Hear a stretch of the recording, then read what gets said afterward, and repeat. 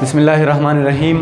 ज़ खलील रहमान यौ ज़ल बिया तासु ता the house of wisdom the platform ना द इंग्लिश पे उनवी लेक्चर के मुखातिब यमा संग چې تاسو ته پته ده چې منګه په زړو لیکچرو کې چې د پارټس آف سپیچ ډسکس کول او پریویس لیکچر چې زمونږ کومونو په هغه کې موږ پریپوزیشنز شروع کړیو.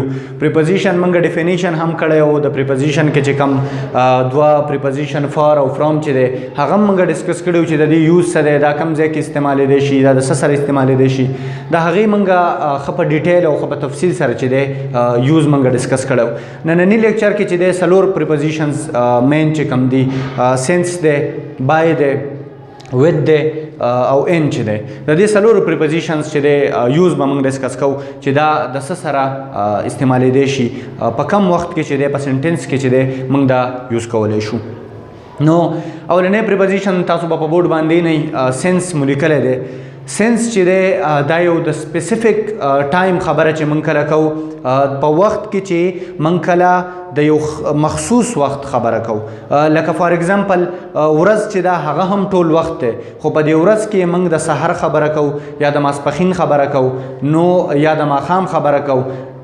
دغه سپیسیفک ټایم چې دی، سپیسیفک پوینټ آف ټایم چې دی، د دې سره موږ سنس یوز کوو. یا چې دی موږ د ایر خبره کوو، د کال خبره چې دی کیږي، د هغې سره هم سنس یوز کیږي. فار ایگزامپل یو کار چې دی، یو هلک چې دی یا یو جینۍ چې دی، یو سټوډنټ هغه سټډي کوي، نو موږ دا ویلی شو چې هی از سټډینګ سنس مارننګ. دا سټوډنټ چې دی د مارننګ نه، د سحر نه چې دی سټډي کوي یا ریډینګ کوي، سبق وایي، نو د سپیسیفک ټایم چې دی د پوینټ آف ټایم سره سنس راځي. دغه شانتې یو کور چې دی هغه جوړ شوی دی په 2000 کې، په 1990 کې، او ته د هغه کور خبره کې چې دا کور چې دی په 1990 کې جوړ شوی دی، نو داسې ویلی شي چې this house is here since 1990 یا since 2000 یا since 2005.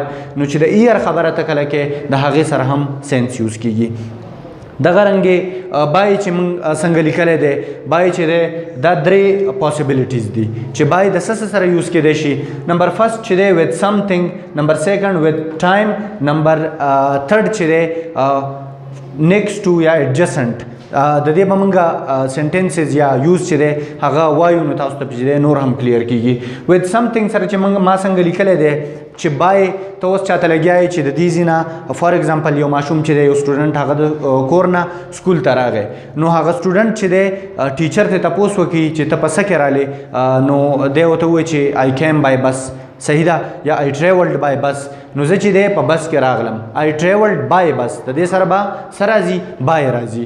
دغه رنګې with time چې دی د ټایم سره، فار ایگزامپل ما چې څنګه اگزامپل لیکلی دی I will leave by 4 o'clock. فار ایگزامپل زه چې دی خبره کوم، چاته ویم چې زه چې دی په 4 بجې به زه د دې ځای نه ځم یا به چېرته وځم، نو زه به داسې ویم I will leave by 4 o'clock. نو دغلته هم د ټایم سره چې دی بای راغی.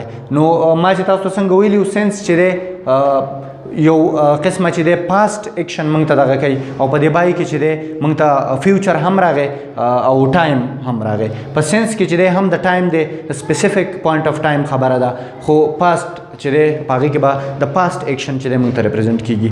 دغه رنګې بای چې دی دریم یوز څه دی؟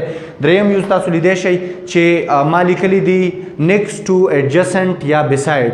یو کس چې دی فار ایگزامپل زما خواته یو بل کس ولاړ دی، نو چې زما نه څوک تپوس وکړي یا چې دی زما خواته څوک ولاړ دی یا زما خواته څوک ناست دی، who is sitting by you، زما نه څوک تپوس وکړي چې ستا خواته څوک ناست دی، who is sitting by you. نو د دې سره هم ایډجسنټ یا بیسایډ ستا سره څوک کي یا ستا سره څوک خوا کي یا ستا سره څه شی خوا کي، نو دغه دې لپاره چې دی هم بای یوز کیدی شي. څنګه چې ما اگزامپل کې وی who is sitting by you مطلب ستا سره خوا کې څوک ناست دی.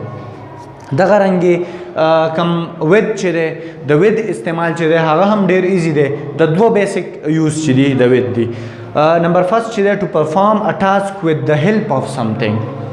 په یو سنټنس کې یو کار شوی دی او د څه په مدد سره شوی دی، د څه په ذریعه سره شوی دی، د دغه څیز سره چې دی د کم پریپوزیشن یوز به راځي، د with یوز به راځي. فار ایگزامپل I am writing with the marker، زه چې دی د مارکر په ذریعه باندې لیکل کوم. یا چې دی I am cutting with a knife، زه چې دی د یو چاقو په ذریعه باندې کټینګ کوم. نو دغه شانتې دا یو کار شوی دی د یو سیز په ذریعہ د چاقو په ذریعہ د مارکر په ذریعہ د پن په ذریعہ او د هغې سره چې دی د ود یوز راغی. دویم یوز چې دی ا کمپنی اف ا پرسن اور تھنګ یو ځای چې یو کس چې دی د څه ځای پورې اکمپني کول. فار ایگزامپل به داسې شي چې آی ویل کم ود عمر، زه چې دی د عمر سره به زه درشم. نو په دې ځای کې هم یو کس چې دی اکمپني کیږي یا چې دی I will take a knife with me، زه چې دی د یو سیز یو چاقو چې دی هغه به زه د ځان سره with me. نو په دې ځای کې هم چې دی یو قسمه اکمپنینګ راغی چې دا چاقو چې دی دا به زما سره یا چې دی زه به د عمر سره چې دی لاړ شم. نو دغه دوه مین یوز چې دی د ودو چې دا چې دی د یو ټو پرفارم ا ټاسک یو کار چې دی د څه په ذریعه باندې کیږي د هغې سره به ود راځي. دویم چې دی په اکمپنینګ کې چې دی ود یوز کیږي. دغه رنګې ان یوز چې دی تاسو به په بورډ باندې هم لیدلی شئ. د ان چې دی درې بیسیک یوز دي. فرست چې دی وذ ټایم، نمبر سیکنډ چې دی وذ پلیسز، او نمبر تھرډ چې دی انسایډ ا تھنګ یا انسایډ ا پلیس. د دې چې دی ان چې دی ډېر زیات یوز په ټیسټس کې راځي نو امپورټنټ دی نو چې تاسو ته کلیر شي.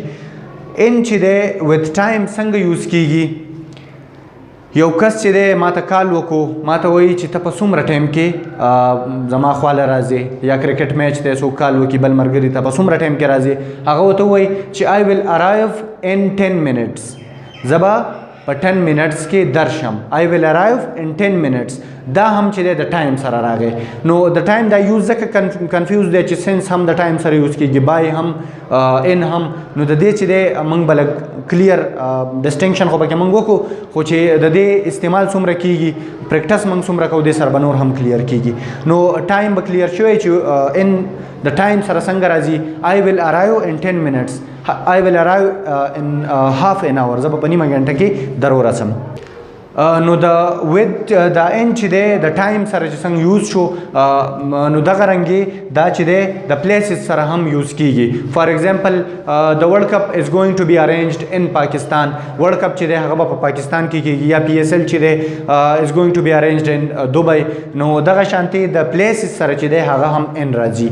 دغه رنګې یو سیس چې دی ته په سزا کې کې دی په یو دا مارکر چې دی دا ما په یو الماری کې کېښودو، نو زه به څنګه لیکم چې آی کیپټ د مارکر ان د المیرا، ما چې دی په کبډ کې یا په الماری کې چې دی مارکر کېښودو. نو دا چې دی تھرډ یوز شو چې یو سیز چې دی په یو بل سیز کې دننه ایښودل یا په یو ځای کې دننه ایښودل، دې دپاره هم ان یوز کېدی شي.